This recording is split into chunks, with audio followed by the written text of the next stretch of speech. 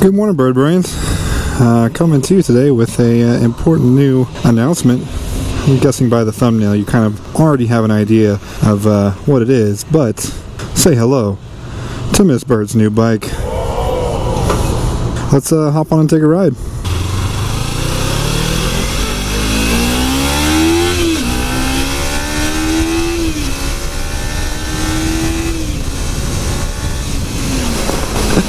Oh man, this thing is so much fun. Like, people hate on 300s, but good God, these things are fun. So I know a lot of you people are probably surprised that it is not a cruiser or a Harley of sorts. And I thought it's kind of necessary, or not necessary, but I think it'd be a good thing to do to go ahead and explain why she went with the 300, or why I informed her to go with the 300. So first off, I do want to address that this is Lawrence's old bike. You guys saw this way back, man. You got to be a pretty big OG if you would have seen this bike.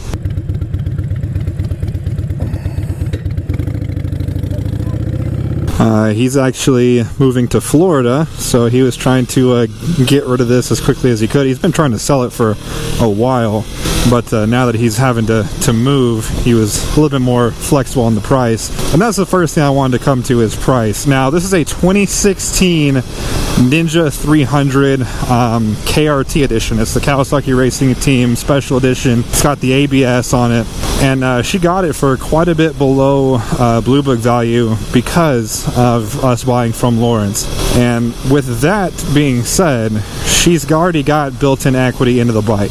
She's got enough built-in equity to where she could probably ride this thing for a year, maybe even 2 years, depending on how many miles she puts on it, and pretty much still be able to make her money back.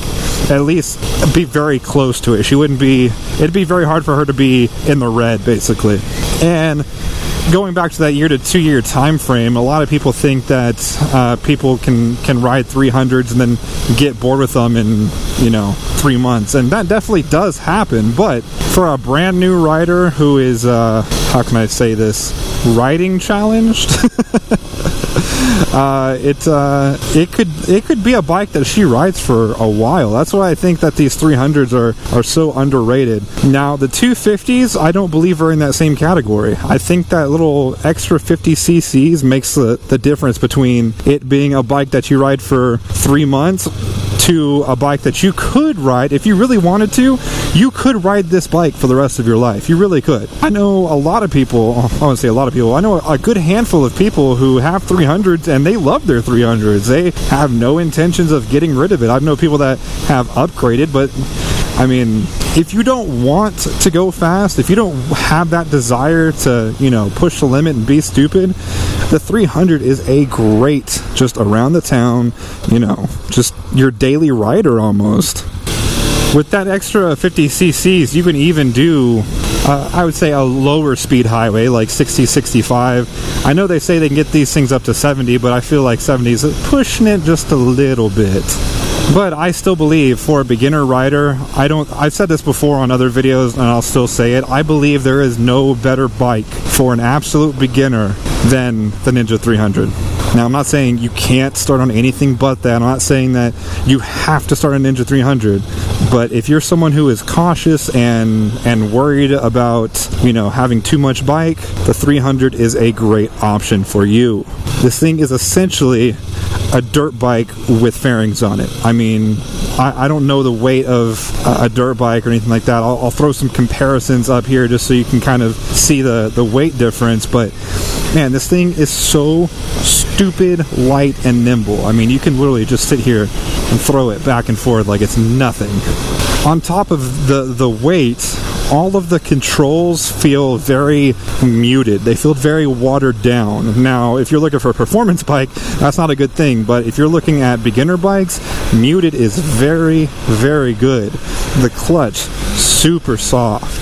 The throttle, I mean, it's responsive enough, but it's not super twitchy, say, for example, like an R1 or a Speed Triple. You're going to be able to go through the corners and kind of sit there and practice your throttle response without having to worry about the bike coming up or the bike washing out on you. And then the same thing with both the rear and the front brake. I mean, they're good enough, but they're not so powerful that they could get you into trouble, basically. Especially with the ABS option. I mean, I can mash on these things right now and that tire is going to stay up. Trust me, I played with it earlier before I turned the camera on. It's just like the Speed Triple. You can sit there and mash on it and it's just going to give you that feedback just like a car will. And on top of that, maintenance is stupid cheap on these bikes. I mean, I think you do, I'm not, don't quote me on this, but I know you do one oil change at, I believe, 800 miles, and then I don't think the next one's due until like 4,000 or 5,000. I don't know. But even then, the oil changes are stupid cheap, especially if you do them yourself. It's a great bike to learn to do oil changes on because it's a fairly simple process. Another thing I want to throw out there is this bike is a lot more comfortable than a lot of sport bikes. It's not these full-on clip-ons. It's kind of got that clip-on feel to it, but I mean, as you can see, the bars are above the triple tree, which allows you for a more upright sitting position. You're not as hunched over. It's not putting as much pressure on your wrists. It's also one of the few bikes that she can actually touch on. She still tiptoes, but it's not nearly as bad as it would be on another bike of this nature. Like for example, like she can't flat foot the iron. She can't even stand the iron up. She can tiptoe this bike, but she can't even tiptoe the iron. Now I do have the big cushiony, comfy seat, and it's got higher suspension on it. So I think with a few modifications, she could ride the Sportster, but she's got quite a while before she's at that level. I'm not saying that she'll never ride the Sportster, but it's going to take a good while for her to be ready for it, I should say.